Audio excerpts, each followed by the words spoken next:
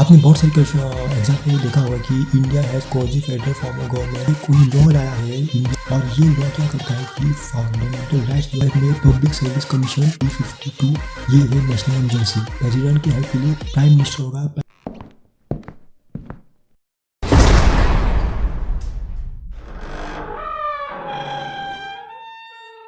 So hey squad and welcome to my YouTube channel learn things. और आज की इस वीडियो में हम टॉप मोस्ट इंपॉर्टेंट 60 आर्टिकल्स जो एवरी कॉम्पिटिटिव एग्जाम में पूछे जाते हैं उसको डिस्कस करने वाले हैं।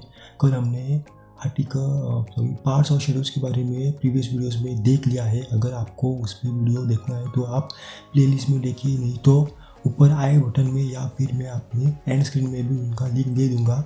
तो चलिए आज आर्टिकल्स के बारे में देखेंगे। और वीडियो शुरू करने से पहले मेरी आपसे एक हम्बल रिक्वेस्ट है कि अगर आप में बहुत सारा पेशेंस है और अगर आपको रियली आर्टिकल से कोई भी क्वेश्चन अगर कॉम्पिटिटिव एग्जाम में आए उसको आंसर करना है तभी इस वीडियो को देखिए, क्योंकि वीडियो बहुत ही लंबा होने वाला है, 30 मिनट के करीब। तो अगर आप मेंटली और फिजिकली प्रेजेंट है और अगर आप में बहुत सारा पेशेंस है तभी आप वीडियो को देखिएगा। तो चलिए इधर उधर की बातें ना करते हुए वीडियो को डायरेक्टली शुरू करते हैं। तो सबसे पहले मैं आपको थोड़ा कॉन्स्टिट्यूशनल ग्लांस देना चाहता हूँ। तो the Indian constitution consist of 448 articles at present, इससे भी ऊपर है, ओके, ये एग्जैक्ट नंबर नहीं है। And it is divided into 25 parts and 12 schedules. Earlier जब 1950 में कॉन्स्टिट्यूशन बना था we had 350 articles, 22 parts, 8 schedule, but additional articles जैसे मैंने पहले ही बताया are added through various amendments. Indian Constitution was ready on 26 November 1949, came effective on 26 January 1950. क्यों ये डेट सेलेक्ट किया है मैं अपने नेक्स्ट वीडियो में आपको बताऊंगा, ये इम्पोर्टेंट डेट है इसलिए। It is the longest written constitution of any country on earth. Bhimrao Ambedkar B.R. Ambedkar was the chairman of the drafting committee, जिसको हम father of constitution of India भी करते हैं। 389 मेंबर्स थे कॉन्स्टिट्यूशन बनाने में, जो 299 हो गया after partition of India and Pakistan. हमें 3 साल लगे कॉन्स्टिट्यूशन बनाने में, एग्जैक्टली 2 साल 11 महीने 19 दिन कुछ करीब, वो भी आपको एक वीडियो में बता दूंगा। अभी the prime minister, chief minister, attorney general and advocate general does not find mention in the second schedule of the Indian constitution. अगर आपने मेरा पहला वीडियो देखा होगा तो आपको पता ही होगा सेकेंड शेड्यूल मतलब डू वे, डू मतलब दूसरा और सेकेंड, या वे मतलब वेतन मतलब कि सैलरीज में इन तीनों का जिक्र नहीं किया गया है। ये रिसेंटली एग्जाम में पूछा गया था इसलिए ऐड किया है। और by 69 constitution amendment act Delhi was designated as national capital territory, और ये टेरिटरी है और ये कैपिटल है इंडिया की। कैसे? बाय 69 कॉन्स्टिट्यूशन अमेंडमेंट एक्ट के द्वारा। तो ये भी पूछा गया था हाल ही के एग्जाम में, इसलिए अभी ऐड किया। चलिए अभी आगे बढ़ते हैं और ये थोड़ा इंपॉर्टेंट है। आपने बहुत सारे एग्जाम में देखा होगा कि India has quasi federal form of government का मतलब क्या होता है। Indian constitution federal in nature या यूनिटरी इन स्पिरिट, या फिर वो सिर्फ फेडरल है या कि वो सिर्फ यूनिटरी है। तो ये उनका आंसर है और मैं आपको इसका मतलब बताऊंगा। तो फेडरल का मतलब क्या है कि state government is powerful and central government is less powerful in some cases, okay. और यूनिटरी का मतलब क्या है कि central government is powerful and state government is less powerful. मतलब इंडिया में क्या है कि किसी जगह सेंट्रल गवर्नमेंट पावरफुल है, किसी जगह से स्टेट गवर्नमेंट पावरफुल है, किसी जगह हमारे union government central government powerful है।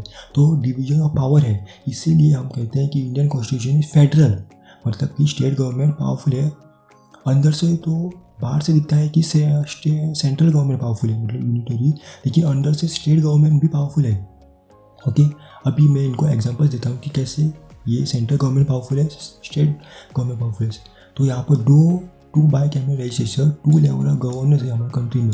आपको पता है कि ऊपर की इस पर राज्यसभा और लोकसभा होती है और नीचे स्टेट्स में भी बाई कैमरल होता है। ये भी मैंने एक वीडियो बना दिया है बाई कैमरल लेजिस्लेचर पर। विधानसभा विधान परिषद भी होता है स्टेट्स में, सिर्फ 6 ही स्टेट्स है और एक यूनियन टेरिटरी है जिसमें बाई कैमरल लेजिस्लेचर है। फिर यहाँ पर जब इमरजेंसी लगनी होती है, अगर इमरजेंसी लगानी होती है तो स्टेट गवर्नमेंट पावरलेस, मतलब कि स्टेट गवर्नमेंट कोई डिसीजन नहीं ले सकता, सेंट्रल गवर्नमेंट डिसीजन ले सकता है। आपको पता है कि स्टेट में भी गवर्नर जो है वो इमरजेंसी इम्पोज करते हैं, चीफ मिनिस्टर का कोई उसमें नहीं होता क्योंकि गवर्नर काम अंडर सेंट्रल गवर्नमेंट। फिर आता है सिंगल सिटीजनशिप, ओके। जैसे कि अमेरिका में आपको ड्यूअल सिटीजनशिप मिलती है, लेकिन इंडिया जो ब्रिटेन के लॉ है वो सिंगल सिटीजनशिप लेते हैं। वो हमने वहाँ से ही उसको लिया है सिंगल सिटीजनशिप, मतलब कि अमेरिका में आपको 2 सिटीजनशिप मिलती है, एक तो अमेरिकन होने की और एक तो उस स्टेट में जिस स्टेट में आप रह रहे हैं उसकी सिटीजनशिप मिलती है। लेकिन भारत में सिर्फ आपको एक ही सिंगल सिटीजनशिप मिलती है कि आप एक भारतीय है। फेडरल स्टेट सिटीजनशिप या डुअल सिटीजनशिप, जैसे कि America they are citizen of their respective state and their federation, मतलब कि इंडिया या अमेरिका ऐसा। ओके, और यहाँ पर सेंट्रल गवर्नमेंट में सेंट्रल कैन चेंज और modify given state with consent of president, मतलब कि कोई भी लॉ हुआ है तो सेंट्रल गवर्नमेंट उस पर कंसेंट कर सकती है with the help of president. ठीक है, फिर यहाँ पर रिटर्न कॉन्स्टिट्यूशन है हमारा इंडिया का, और सेंट्रल गवर्नमेंट अपॉइंट गवर्नर। आपको पता ही होगा कि स्टेट में तो चीफ मिनिस्टर होते हैं, लेकिन गवर्नर भी होता है जिससे सेंट्रल गवर्नमेंट ही डिसाइड करते हैं कि कौन सा गवर्नमेंट किस स्टेट का गवर्नर होगा। तो चलिए अभी आर्टिकल्स के पास आते हैं, और सबसे पहला आर्टिकल है आर्टिकल 1, जिसमें है name and territory of the union. Okay, so ये क्या डिक्लेयर करता है कि India that is Bharat is a union of state, मतलब कि भारत जो है वो एक स्टेट्स का समूह है। ओके, ऑल स्टेट्स जॉइन होके ही हमारा भारत बनता है। This means that India is union comprising of various states which is integral part of it. Okay, एक अखंड पार्ट है उनका। therefore state can not break away from the union, they do not have the right to secede from the union, मतलब कि states अलग होकर अपना एक कंट्री नहीं बना सकती। ठीक है, वो इंडिया का ही पार्ट है, और स्टेट्स के बिना इंडिया का कोई मतलब नहीं, और इंडिया के बिना स्टेट्स का कोई मतलब नहीं। ठीक है, वो एक इंटीग्रल पार्ट है एक दूसरे के। चलिए ये तो हो गया पार्ट 1। अभी आते हैं पार्ट आर्टिकल 3 में। Article 3 is formation of new states and alteration of areas boundaries और नेम ऑफ एग्जिस्टिंग स्टेट। इसमें क्या आता है बताता हूँ। तेलंगाना आपको पता ही होगा, ये आंध्र प्रदेश से सेपरेट हुआ 2014 में with the help of article 3 only। MP separated from Chhattisgarh with the help of article 3। फिर ओडिशा का नेम हमने उड़ीसा कर दिया, ये भी आर्टिकल 3। पौंडुचेरी का नाम पुडुचेरी, ये भी सब आर्टिकल 3 की हेल्प से ही होता है। ठीक है, तो आर्टिकल 3 आपको पता चल गया होगा। अभी आते हैं आर्टिकल 12, जो है definition of the state India. तो इसमें क्या बोलते हैं कि इसमें लिखा गया है कि हु कम्स अंडर स्टेट, मतलब कि नीति आयोग, आयकर, ONGC, ये एक तो कंपनी है, ये इनका जो 51% स्टेक्स है ONGC का, वो गवर्नमेंट के पास है, इसलिए ये गवर्नमेंट ऑफ इंडिया के अंदर आती है। ओके, म्यूनसिपैलिटीज जो भी फंड लेता है फ्रॉम गवर्नमेंट ऑफ इंडिया वो इस में आती है आर्टिकल 12 में। नीति आयोग को आपको पता ही होगा, जो 5 ईयर बैंड था उसको रिप्लेस करके हमने नीति आयोग लाया है। ओके, तो आर्टिकल 12 भी पता चल गया होगा आपको।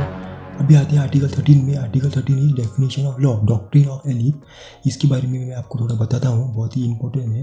पहले इसके बारे में है कि if a law is made which is violating और डिक्रीजिंग और fading the power of the fundamental right, then that law can be remove. Okay, इसका मतलब क्या है कि अगर एक कोई लॉ लाया है इंडिया में, और ये लॉ क्या करता है कि फंडामेंटल राइट्स जो हमारे भारतीय नागरिकों को दिए गए हैं उसको वायलेट करता है, then we have the right to उस लॉ को हम रिमूव कर सकते हैं। जैसे कि ट्रिपल तलाक जो हाल ही में हुआ है। ओके, ये फंडामेंटल राइट को वायलेट कर रहा था, इसलिए ट्रिपल तलाक को हटा दिया गया था। ये आर्टिकल 13 में आता है। चलिए अभी आते हैं आर्टिकल 14, जो है equality before law and equal protection of the law, ये आपको पता ही होगा कि। फिर आर्टिकल 15 में है डिस्क्रिमिनेशन अगेंस्ट RRCP, मतलब race, religion, caste, sex, place of birth, इनके आधार पर आप डिस्क्रिमिनेशन नहीं कर सकते। आर्टिकल 14 मतलब आप everybody is equal before law, law किसी बड़े वर्ग के आदमी को या छोटे वर्ग के आदमी को भेदभाव नहीं करता है, it is equal for everyone, every person. तो ये आर्टिकल 14 में है। आर्टिकल 15 में आपको पता चल गया। अभी आते हैं आगे आर्टिकल 16। आर्टिकल 16 में है provide equal opportunity for all citizenship in public employment, मतलब एम्प्लॉयमेंट अगर आपको कोई भी काम कोई भी आदमी कर सकता है। अगर वो आदमी लो कास्ट से है तो उसको लो कास्ट की जॉब मिलेगी, ऐसा नहीं है। Anybody can choose any job. Okay, उसके कास्ट पे कुछ भी ऐसा नहीं होता है। चलिए अभी आते हैं आर्टिकल 17 में, जो है एबॉलिशन ऑफ अनटचेबिलिटी, छुआछूत को इस आर्टिकल 17 में लिया है। फिर article 19 very very important, protection of right like freedom of speech and expression, article 19(1)(a) में आता है। फिर 19 में right to assemble peacefully without arms, फिर right to form union and association, फिर right to move freely in territory of India, मतलब कि अगर आप एक स्टेट से दूसरे स्टेट जा सकते हैं बिना किसी डर के। ओके, फिर right to settle and reside in any part of the territory, मतलब आप एक स्टेट से दूसरे स्टेट में रह सकते हैं। ओके, लीगली कि आपको कोई धमका नहीं सकता, आपको कोई प्रेशर नहीं कर सकता कि आप इस स्टेट को जाके छोड़ के दूसरे शहर में नहीं जाता, आप इंडिया में कहीं पर भी जा सकते हैं। फिर right to practise any profession, career any occupation, business और ट्रेड, मतलब कि आप कोई भी काम धंधा कर सकते हैं जो लीगल हो, ओके। आपको कोई भी रोक नहीं सकता कोई भी काम करने से। फिर 19(1) जो है वो निकाल दिया गया है, मतलब कि इसमें था राइट टू प्रॉपर्टी, जो निकाल के 300, ये जो आर्टिकल है इसमें मैं आगे बताऊंगा, इसमें इसको ऐड कर दिया गया है, ओके। ये पहले था, ऐड कर दिया गया है। अभी 19.8 में जो क्या आता है वो पता है आपको, वो है RTI एंड मीडिया, ये इसमें आते हैं। बाद में इसमें आते हैं कि जैसे आपको पता है कि अभी कोरोना की वजह से आप 5 लोग से ज़्यादा एक जगह पे असेंबल नहीं हो सकते। सेक्शन 144 IPS का लगा गया है, कर्फ्यू लगाया गया है, वो इसी आर्टिकल की हेल्प से लगता है, ओके। 19 पे हो गया। अभी आते हैं आर्टिकल 20। आर्टिकल 20 में है protection in respect of convection of only offensive, मतलब यू कैन, मतलब किसका क्या है कि यू कैन गेट ओनली 1 सज़ा for only 1 crime, okay.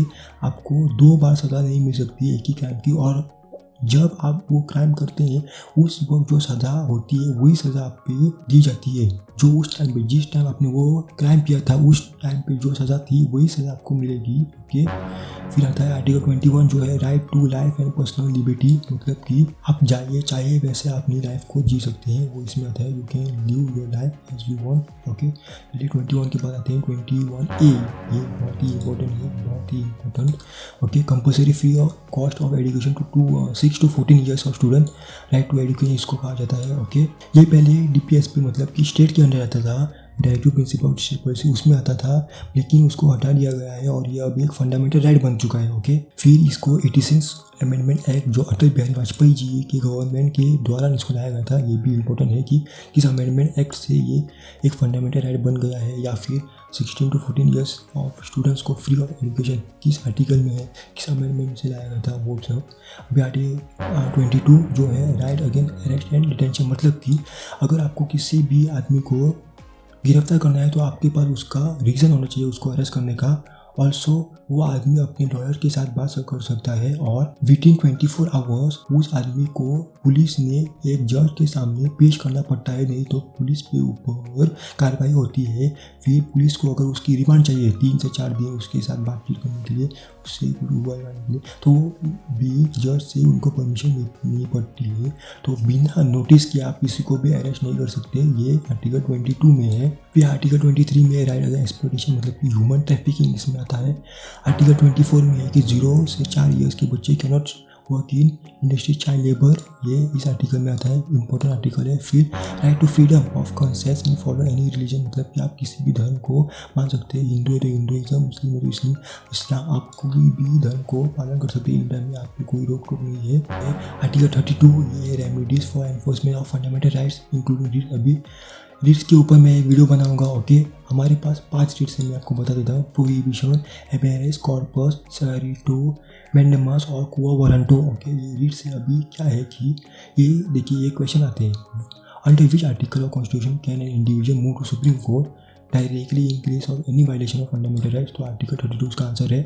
We article is called heart and soul of Indian constitution by Bhimrao Ambedkar, बहुत ही इंपॉर्टेंट क्वेश्चन है, इसका भी आंसर 32 है। अगर आपको इसका मतलब अभी बता दें आर्टिकल 32 का क्या है, अगर आप किसी भी आदमी को लगा कि उसके फंडामेंटल राइट्स के साथ कोई किसी ने वायलेशन किया है या उसके साथ कुछ गलत हुआ है, तो he can move to supreme court और हाई कोर्ट, किसी भी कोर्ट में वो जा सकता है with the help of this writs, okay.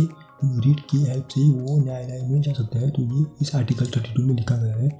Article 44 में है uniform civil codes for the citizens. फिर आर्टिकल 50 में separation of judiciary from executive, मतलब जुडिशरी और एग्जीक्यूटिव दोनों सेपरेट है, ओके। पॉलिटिकल पावर जुडिशरी पे नहीं होता है, ताकि न्यायालय कोई भी डिसीजन, किसी भी न्यायालय जो भी डिसीजन देते हैं उसमें पॉलिटिकल्स का कोई इंटरफेरेंस नहीं होना चाहिए, इसलिए ये दोनों सेपरेट हैं। फिर आर्टिकल 52 में है द प्रेसिडेंट ऑफ इंडिया, इसमें बताया गया है कि भारत में एक प्रेसिडेंट होंगे। फिर 54 में है कि प्रेसिडेंट का इलेक्शन कैसा होता है, उसके बारे में विस्तार से बताया गया है। अभी आते हैं आर्टिकल 61 जो है procedure for impeachment of president. ये जल्दी से आपको बता देता हूँ कि अगर आपको प्रेसिडेंट को हटाना है उसके पद से, तो क्या है कि अगर प्रेसिडेंट को हटाना है तो उसके लिए सिर्फ एक ही रास्ता है, जो है violation of the constitution by the president. अगर प्रेसिडेंट कॉन्स्टिट्यूशन के साथ कुछ गलत करते हैं तब भी प्रेसिडेंट को हटाया जा सकता है। ओके, तो इसके लिए आइडर ऑफ द हाउसेज और पार्लियामेंट जो है राज्यसभा और लोकसभा में at least 1/4 members of that house sign the charge on president, मतलब उनको हटाने पर उन्होंने पिटीशन साइन करना है। आफ्टर द स्पीकर और चेयरमैन ऑफ दैट हाउस वो एक्सेप्ट करेंगे और ये प्रोसीजर स्टार्ट होता है। बाद में बोथ हाउसेज में 2/3 of the total member of the house ने उसको पास करना चाहिए, तभी प्रेसिडेंट अपने ऑफिस को वेकेंट करेंगे। लेकिन अभी तक इंडिया में किसी भी प्रेसिडेंट को ऐसे हटा दिया नहीं गया है। ठीक है, अभी आते हैं आर्टिकल 63 जो है वाइस प्रेसिडेंट ऑफ इंडिया का ही वाइस प्रेसिडेंट होगा। फिर 72 में power of the president to grant pardon, suspend, redeem of commute sentence, मतलब कि सज़ा कम करना, अगर उम्र कैद की सज़ा है तो उसको कम करना, फांसी रोकना, ये पावर्स होते हैं प्रेसिडेंट के जो आर्टिकल 72 में आते हैं। गवर्नर के पास भी होते हैं जो मैं आपको बाद में बताऊंगा जब वो आर्टिकल आएगा। आर्टिकल 74 में council of ministers to aid and advise the president, मतलब कि there will be a council of minister with prime minister at the head to advise the president, मतलब कि अगर प्रेसिडेंट को कोई भी हेल्प चाहिए, कोई भी लॉ पास करना है तो उसके लिए प्रधानमंत्री होंगे और प्रधानमंत्री के पास एक कैबिनेट होगी जो इन दोनों की हेल्प करेगी बताने में कि कौन सा लॉ करेक्ट है इंडिया के लिए और कौन सा लॉ पास करना चाहिए। प्रेसिडेंट की हेल्प के लिए प्राइम मिनिस्टर होगा, प्राइम मिनिस्टर की हेल्प के लिए काउंसिल ऑफ मिनिस्टर्स होंगे, जो आर्टिकल 74 में लिखा गया है। अभी आर्टिकल 76 में है अटॉर्नी जनरल ऑफ इंडिया जो फर्स्ट लॉ ऑफिसर है of government of India. Okay, AGI can, अभी इसके बारे में एक ये है कि AGI मतलब attorney general of India can sit in the parliament procedures but he can not give any law, मतलब कि वो पार्लियामेंट में बैठ सकते हैं लेकिन वो कोई भी लॉ में अपनी हिस्सेदारी नहीं ले सकते। फिर आर्टिकल 80 में है specified number of seats in Rajya Sabha और 81 specified number of seats in Lok Sabha. 107 में है provision has to introduction and passing of bills.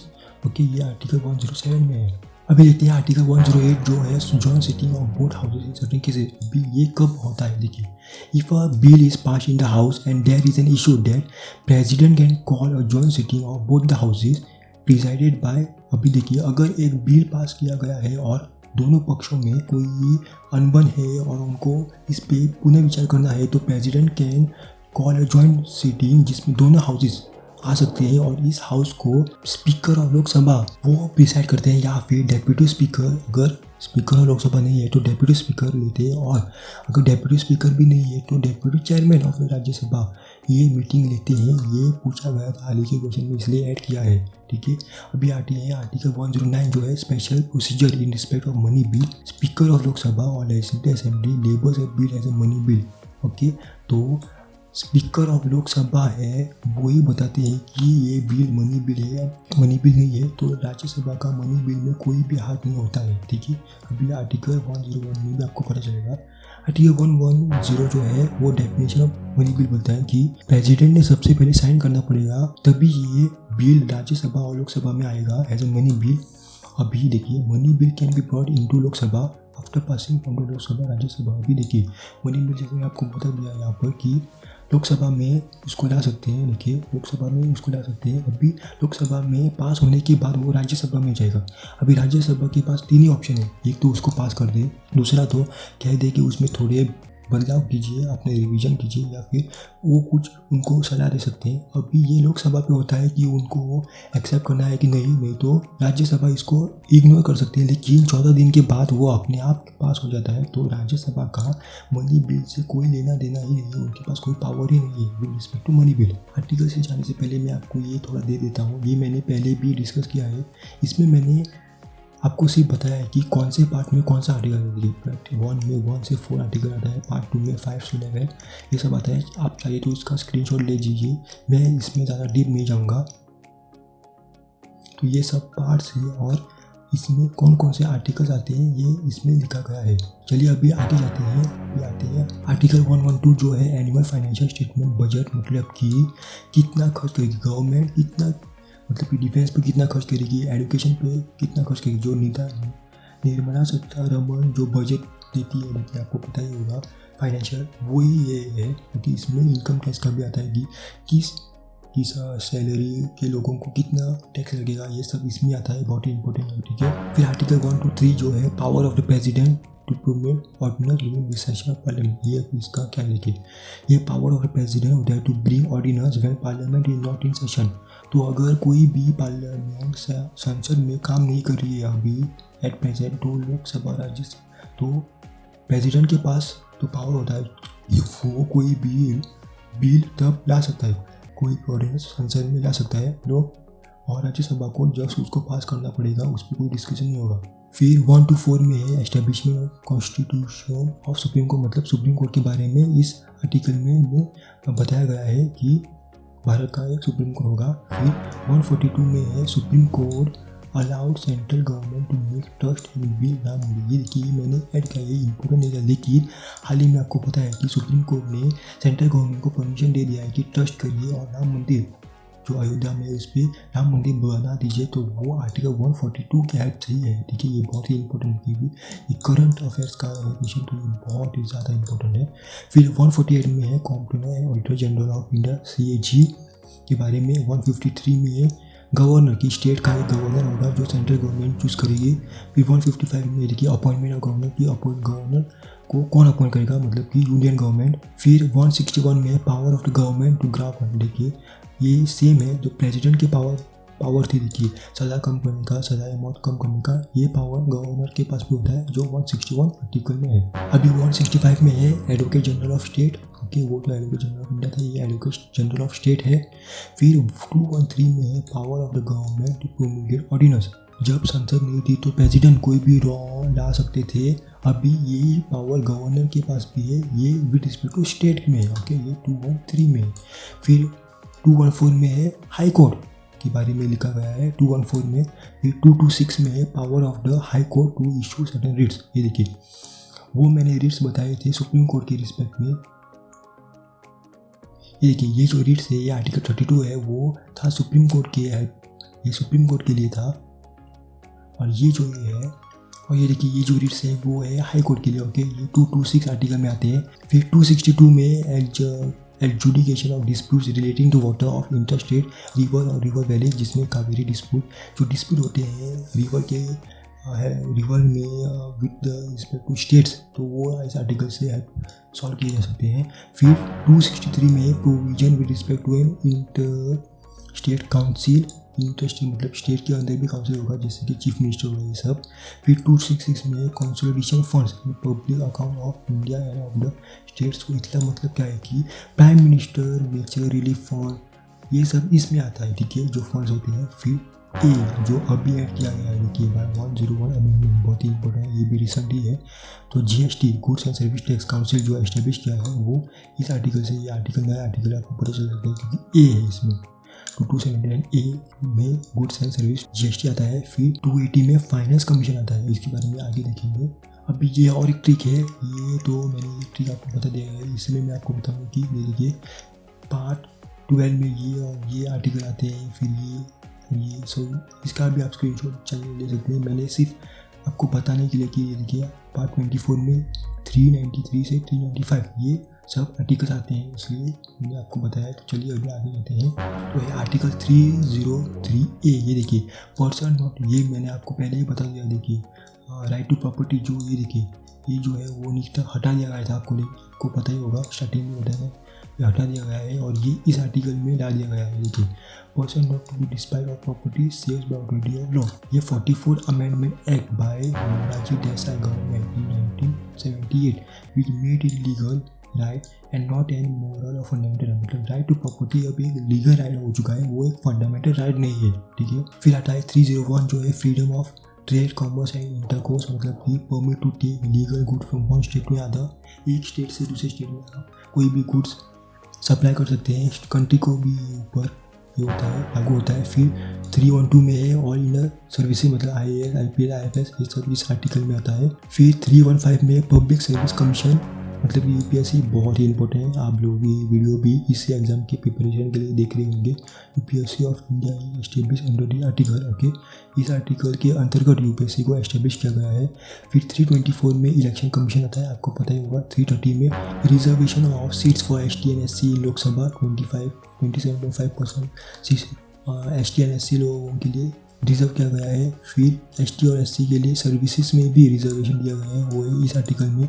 फिर आर्टिकल 344 में हिंदी एज ऑफिशियल लैंग्वेज बताया गया है, और 345 में लैंग्वेजेस फॉर स्टेट, मतलब कि किस स्टेट का कौन सा ऑफिशियल लैंग्वेज हुआ, वो आर्टिकल 345 में है। अभी हम वीडियो के एंड तक पहुँचने वाले हैं, अभी देखेंगे और 5-6 बचे हैं आर्टिकल। तो चलिए अभी देखते हैं 352। ये है national emergency. If the president is not satisfied with the grave emergency exist whereby the security of the country or any part is threatened whether by law or external aggression or any armed rebellion, then he may proclaim national emergency for the whole of India or part of India। मतलब कि अगर internal disturbance है India में या फिर कोई war चल रहा है किसी भी नेबर के साथ, तो प्रेसिडेंट के पास वो पावर होती है कि वो नेशनल इमरजेंसी लगाए कंट्री में फॉर द सेफ्टी। तो नेशनल इमरजेंसी इंडिया में सिर्फ 3 ही बार हुआ है, तो 26 अक्टूबर 1962 से 10 जनवरी 1968। ये था ड्यूरिंग इंडो चाइना वॉर, जब चाइना ने इंडिया पे हमला किया था, वो भी षड्यंत्र की तरह।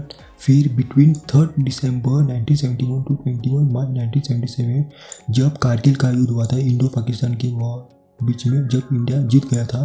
फिर 25 June 1975 to 21 March 1977 under circumstances of political instability, ये इंदिरा गांधी ने लगाया था। इसके बारे में आपको पता ही होगा, इसके बारे में मैं ज़्यादा डिटेल नहीं दूंगा। सिर्फ 3 नेशनल इमरजेंसी लगी है, ये आप याद रखिएगा, और उनकी डेट ज़्यादा ऐसा नहीं ऊपर याद रखिएगा, ठीक है। इंडिया चाइना का तो था due to the security of India has been declare threatened by internal aggression था। फिर इंडिया पार्ट भी वही था, इंटरनल एग्रेशन था, लेकिन इंदिरा गांधी ने जब वो लगाया था वो था इंटरनल डिस्टर्बेंस। नेक्स्ट अभी 356 को देखेंगे। Permits the president to dismiss a state government and assume direct authority if situation arises in which state government can not be conducted in accordance with constitution. State emergency जो president rule भी कहा जाता है, ये देखिए, अगर ये तो बहुत बार लगा है हमारे कंट्री में, ठीक है। ये कब लगता है, देखिए अभी मैं एक एग्जांपल देता हूँ कि president rule was enforce in Delhi में Arvind Kejriwal resigned as CM and to introduce जनता, ये तो बहुत पहला है, ओके। तो क्या हुआ था कि देखिए आपको पता ही होगा कि अरविंद केजरीवाल जो सीएम थे दिल्ली के, उन्होंने वो अपने पद से हट गए, और फिर उस मतलब दिल्ली को रूल करने के लिए कोई भी नहीं था, तो उसके ऊपर प्रेसिडेंट ने अपना रूल लगा दिया। तो प्रेसिडेंट अगर अभी सीएम हट गया तो वो पर्टिकुलर स्टेट तो बंद नहीं हो सका, ओके। उसमें तो लॉ तो लाने ही पड़ेंगे, उसमें वो तो स्टेट चलना ही चाहिए। तो प्रेसिडेंट उसको अपने अंडर लेता है, और अगर कोई लॉ चाहिए तो वो अपने आप से उस पर एक्ट करता है एज अ चीफ मिनिस्टर, और उस पर लॉ चाहिए तो वो खुद एक्ट करता है। तो ये है प्रेसिडेंट्स रूल। फिर आता है 360 में फाइनेंशियल इमरजेंसी। फिर president satisfied that the situation has been arised wearing the financial instability or credit of India any part therefore he threatened president ने डिक्लेयर फाइनेंशियल इमरजेंसी। और सबसे अच्छी बात है कि इंडिया में अभी तक फाइनेंशियल इमरजेंसी कभी भी नहीं लगी है। फिर आर्टिकल 365 में है effect of failure to compile with or to give effect to direction given by the union, मतलब प्रेसिडेंट रूल यहाँ पर भी लगता है। अभी इसमें और इसमें क्या डिफरेंस है, ये बहुत ही इंपॉर्टेंट है आपको जानना, ठीक है। अभी देखिए, अभी मैं आपको इसका डिफरेंस बताता हूँ कि president rule can be proclaim under article 356 on 2 ground, मतलब कि अगर ये आर्टिकल नहीं है ना तो आप ये आर्टिकल लागू ही नहीं कर सकते, ठीक है। इसके आर्टिकल का डिपेंडेंस है on this article. First article 356 itself and article 360 wherein whenever a state fails to comply with or to give effect on any direction from the center, it could be lawful for the president to hold that the situation arise in which the government of the state cannot be carried in accordance with the provision of the constitution। मतलब कि एक state government के पास वो law नहीं, वो rule करने के लायक नहीं है अभी at the present for the state. Then जो प्रेसिडेंट है वो इस आर्टिकल की हेल्प से ही ये आर्टिकल लगाते हैं, ठीक है। फिर 368 में है power of parliament to amend the constitution. Procedure बहुत ही इंपॉर्टेंट है कि हमारे जो आर्टिकल्स जो बढ़ते ही जा रहे हैं वो है इस आर्टिकल की हेल्प से, ओके। और यहाँ पर मैं आपको एक बात बताना चाहता हूँ, अगर आप इतने दूर तक पहुँचे गए हो कि हमारे आर्टिकल में अगर आप कॉन्स्टिट्यूशन ऑफ इंडिया ओपन करेंगे तो आखिरी पेज पे जो आर्टिकल है उसका नंबर है 395। लेकिन मैंने आपको पहले बता दिया कि हमारे पास 460 से भी ज़्यादा आर्टिकल्स है। तो कैसे, तो वो इस आर्टिकल की हेल्प से हम लोग ऐड करते रहते हैं आर्टिकल्स, और इसी की वजह से हमारे कॉन्स्टिट्यूशन में आर्टिकल्स ज़्यादा है एज़ कम्पेयर टू तो लास्ट है वो ऐड होते हैं। उसमें ए बी अल्फ़ाबेटिकल ऑर्डर्स में न्यू आर्टिकल ऐड होते हैं। ओके, इसीलिए आर्टिकल ज़्यादा है एज़ कम्पेयर टू 395।